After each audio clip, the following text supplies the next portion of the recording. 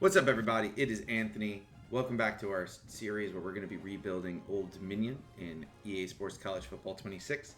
And we're going to be really focusing on scheme. We're going to focus on learning about football through playing this game. So today, we already did the defense in our last video, which I'm going to put here. I think it's here. I'll put it here. Somewhere around here. We talked about defense last time, running the base 4-3 defense, what the 4-3 defense is, how it works, what players you need, things like that. Today we're going to talk about the offense we're going to run. And it is the offense that I know the most about because I have studied it quite a bit throughout my life, and it is the air raid. So there's a name associated with the air raid that I think every college football fan knows, and it's Mike Leach.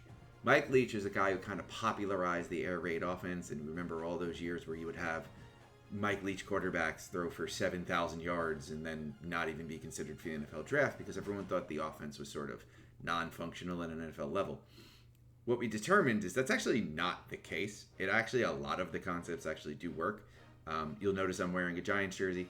If you've ever seen the Giants run the slot fade to Malik Neighbors, that's an air raid concept. If you've ever watched Why Stick, that's an air raid concept. These are all concepts you can run out of the air raid. All the air raid suggests is that the goal of it is to make it as easy as possible for the quarterback to create matchups where you have a better offensive player against a worse defensive player. And when you get that individual matchup, take advantage by saying, hey man, I'm willing to bet that my fourth wide receiver is better than your fourth corner. There's also a lot of different things that you can do within the running game in the air raid as well. It is a little limited because it mostly is run out of the shotgun, but coaches are finding unique ways to use the pistol, different things like that in order to create a running game out of the air raid offense. So we're going to talk about it a little bit today. We're going to go through the playbook. We're going to explain some of the formations. We're going to explain how the air raid works. We're going to explain, hey, what are you looking for in players that you want to recruit if you're going to run the air raid, okay? And it's going to start with a little bit of a history. So the air raid, the term air raid has appeared since like 1940, but the modern air raid really came from Mike Leach, and it came from another guy by the name of Hal Mumm. If you're not familiar with Hal Mumm, he's a little bit less popular than Mike Leach is. I don't think he quite ever had the success, but he's still coaching to this day. I believe I just saw him get a new job. I'll throw it somewhere in here, somewhere on the screen. But Hal Mumm and Mike Leach really popularized this. So what we're going to do is we're going to pass mostly, and let's go into our playbook today. We're going to go into our playbook and talk quickly about how this offense works. So one of the things you're going to notice running this playbook, it is largely out of the shotgun. So we are going to use the USC playbook, Coach Lincoln Riley. It is not my favorite air raid playbook in the game because I think some of the concepts, things like middle slant and some of the levels concepts aren't here as much as they are in other playbooks. A counter to that, you get some more deep passing concepts, which I think we are going to have a lot of fun with, and I think I'd like to try to learn more about and get used to throwing them, and maybe even help you guys throw them more successfully, because I know deep passing concepts is one of the things that a lot of people in the game have a problem with. Wide receiver, a lot of heavy wide receiver sets, so if we go to our gun and we start looking around and you start looking at all these different sets, you're going to notice that most of the time we have at least 3 wide receivers on the field and then a tight end. Sometimes we'll have 2 receivers, 2 tight ends. Sometimes we'll have 4 receivers. But for the most part, we're going to have at least 3 receivers on the field most of our plays. Our goal is to have a focus on the pass to the tune of 60 to 75% of our plays being passes. Now, some of those passes are going to be screens, which technically are considered running plays. Some of them are going to be RPOs, which are technically considered running plays. But for the most part, we're going to have quite a bit of passes. 65 to 75% of our plays are going to be passes. I know that sounds like a lot. I do also think that sometimes when people run the air raid, that number gets closer to like 18 to 20, and that's where sometimes they get into a little bit of trouble because they become predictable. So if you don't want to be predictable, try to keep it from 65 to 75. As we're talking through the individual formations, try to remember that there's going to be different goals of each of these formations. So for example, things like gun, split Y, offset. This is an interesting one because this is very clearly a running formation in the air raid. And you're saying, well, it's out of the shotgun. You have the 2 split backs. Is that really a running formation? Yes, it is. Because you're also technically using a fullback on this play. Number 9 is our tight end. We're going to get his name now because I like to be respectful of people's name. Mr. Jalen Butler is technically our tight end. But if you look, we're lining up in the backfield here. This is one of the formations we're going to run out of. When you run in the air raid, a lot of what you're running is zone running plays out of shotgun or pistol. So, for example, we're going to run a lot of stretch out of the pistol. We are going to run a lot of outside zone, inside zone out of formations like this. We are going to move some linemen and do some gap stuff. I like gap runs, so I will probably do it more than a lot of other traditional air raid teams would.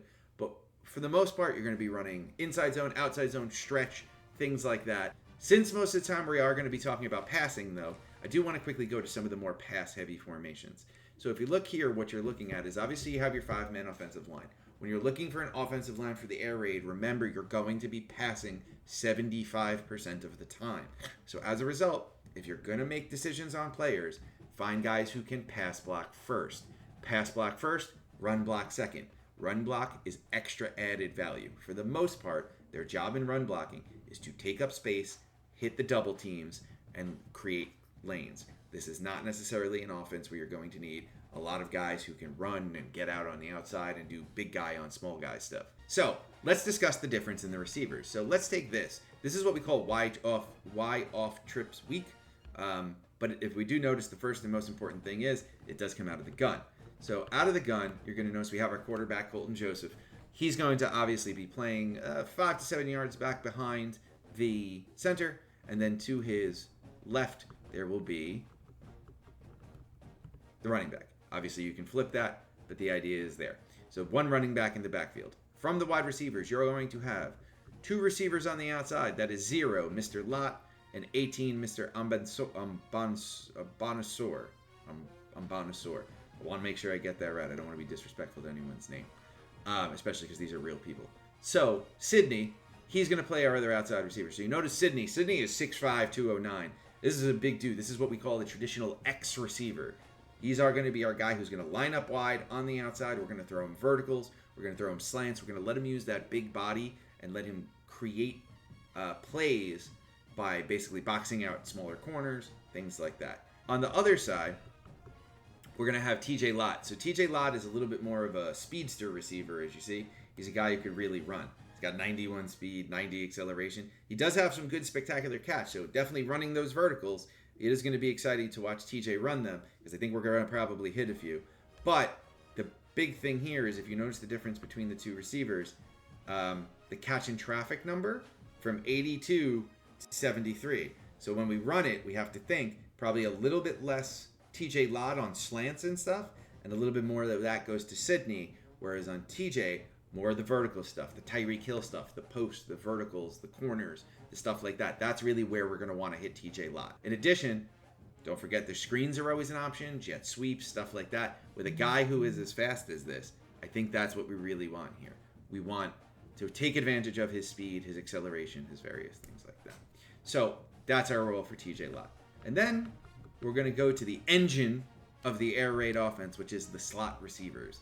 So the slot receivers, and I don't know if Ja'Cory Thomas is going to be my guy here, but the slot receivers are the guys who are going to run those routes that are the chain movers, right? So while the outside guys are focusing on the verticals, the vertical stuff, the inside guys are going to be running slant and stick and whip and all of those routes that are basically going to say, hey, I'm going to get you 7, I'm going to get you 9, I'm going to get you 11. And then there's going to be an opportunity for that player to turn 11 into 32 with a run after catch, okay? So what we want here is we want a guy who's probably a little bit smaller. He's 6'3", 195. I'm not sure Ja'Cory Thomas is the right guy for this. But more important than his size is we want a guy who can run and who can break tackles and who has reliable hands. My guy, and again, I'm wearing a Giants jersey, so I'm sure you've seen this before at some point. I always go back to Victor Cruz. Victor Cruz was a small dude, but he played with great body control, he broke tackles, and he turned 6 into 60. And that is the thing that made him so valuable as one of the NFL's first explosive slot receivers. Okay, that's what we're looking for here in the air raid. And ideally, you want not one of them, but you want 2 of them. Because if you start looking at, here's a perfect example of gun spread, we're not just running Mr. Thomas here. We're going to turn and we're going to run Trey Brown as our 4th receiver. Trey Brown might end up being our slot guy, just looking at his stats. Because you look at the speed, the 87, the acceleration, right? 89, very important. He's got to be able to get off the line of scrimmage. Pretty decent hands, 81, 78. Catching traffic is going to be big for a guy like this. A lot of drags, a lot of slants, a lot of stuff like that.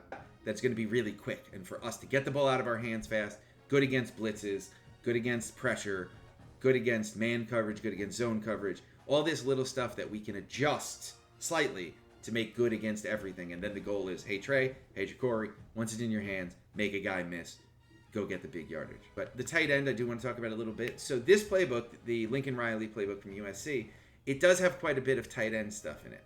The key thing to remember on the tight end for the air raid is that, one, you're probably not going to carry a fullback. So since you're not going to carry a fullback, it probably doesn't hurt to have a tight end who can block, but also can do kind of the simple receiving stuff. You say, well, what's the simple receiving stuff?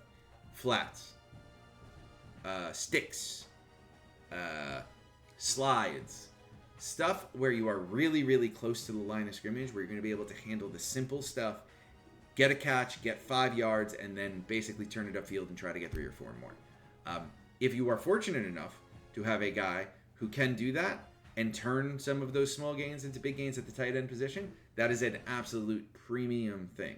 If you have it, it's dangerous. Do you need to have it in order for it to be successful? It's probably a lot less important than having the slot receiver, just because I don't think you're going to get the same volume. On a guy who can block a little, but it's more important that he has soft hands, he can run the simple passing stuff, and when the vertical routes don't work, you can always dump it down to him, and you're going to get 6 to 8 to 10 or whatever it is, and you're moving those chains and giving yourself more opportunities to hit those big plays down the field. I guess there's not that much bunch. Let's quickly talk about what bunch does, though, just because I want people to understand why you run the bunch formations and what you're supposed to be doing in them and why the plays that are run out of them are run there. So bunch is basically the offense's answer to press coverage. It is very hard to press out of a bunch. We say, well, why is it hard? Look at 9, 6, and 0 here. All on the same side in a bunch. That's where it gets its name from.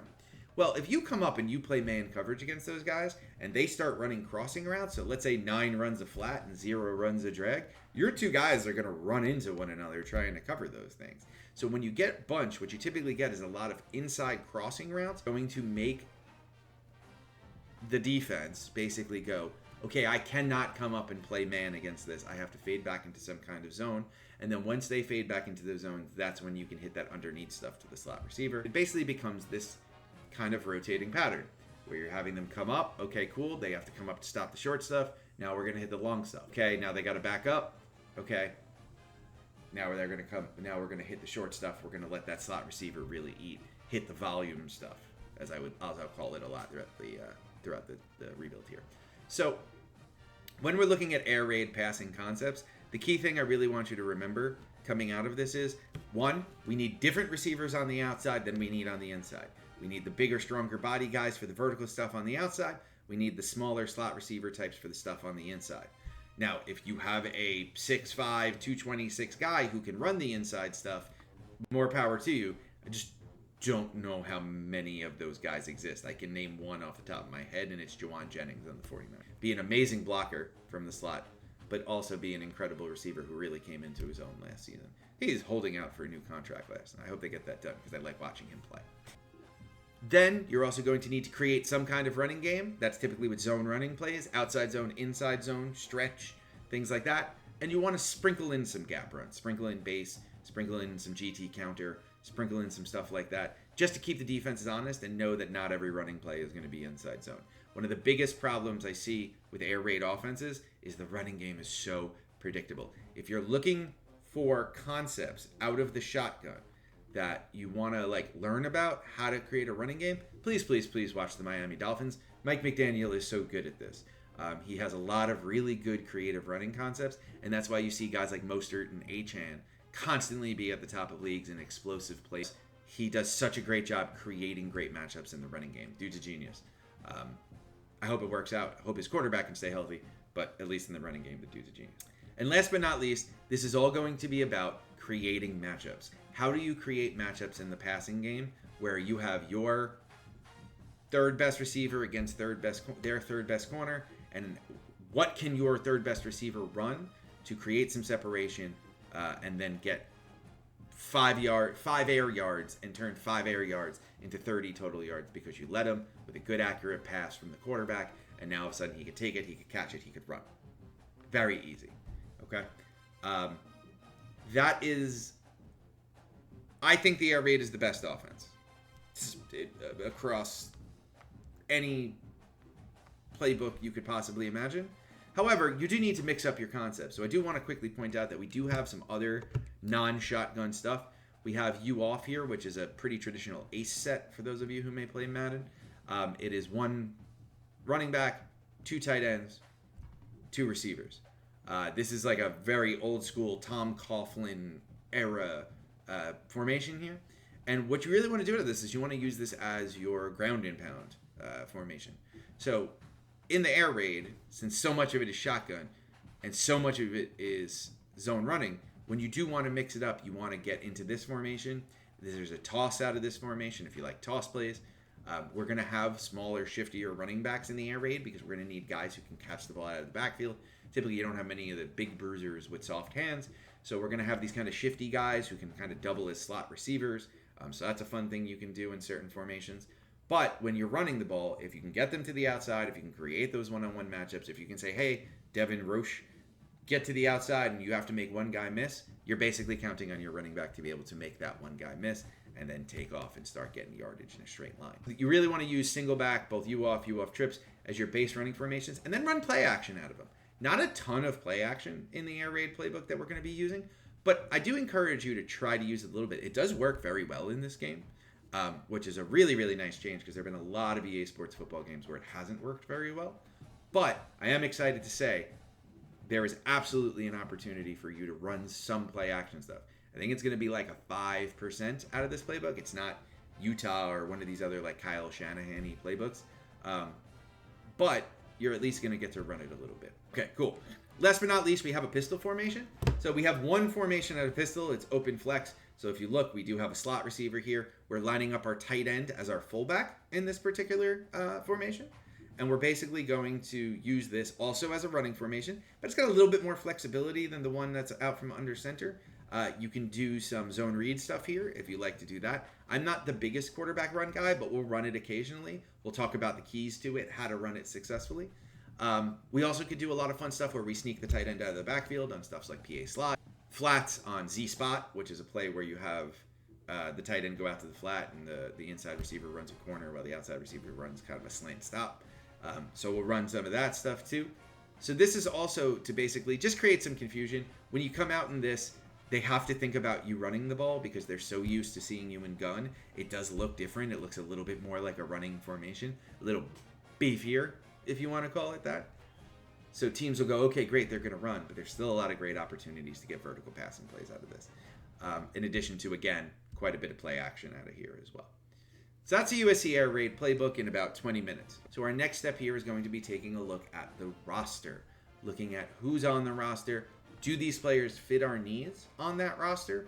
Or do we have to think about perhaps playing a guy with a lower overall because his skills fit a little bit better than some of the guys who are higher overall? So a great example would be if we have a tight end who's a great blocker, I'm not so sure that a guy who's a slightly worse blocker, but a better receiver, isn't a better fit there. Okay, so there's a couple of things we definitely need to take a look at. In our next video, we're going to take a look at the roster. We're going to get to know our players. We're going to start talking about how they fit into the defense, maybe do some formation subs to understand, hey, where does everybody best fit? And then after that, it's game time, baby. We'll start talking about recruiting. We'll start talking about how to get the right players in the right spots, how to prioritize specific archetypes in recruiting for the air raid, as well as the 4-3 defense. And then from there, game 1 against Indiana, which I'm sure will be just an absolute pleasure with a team that is probably rated 15 points lower. But for now, do me a favor, do all the YouTube stuff for the algorithm, like, subscribe, etc., etc. If you have a comment, feel free to leave it. Try to keep it positive. I don't know. Don't be a jerk. But if you have constructive criticism, I'm totally here to hear it. Like I said in the last video, I love feedback. I definitely want to make this stuff work. And I want to make it interesting for people because if it's not interesting, no one's going to watch it. And I want to keep it interesting as I can. So let's talk. Let's talk in the next video. Keep learning. Keep getting out there. And I hope you have an awesome day, man. We'll talk to you soon.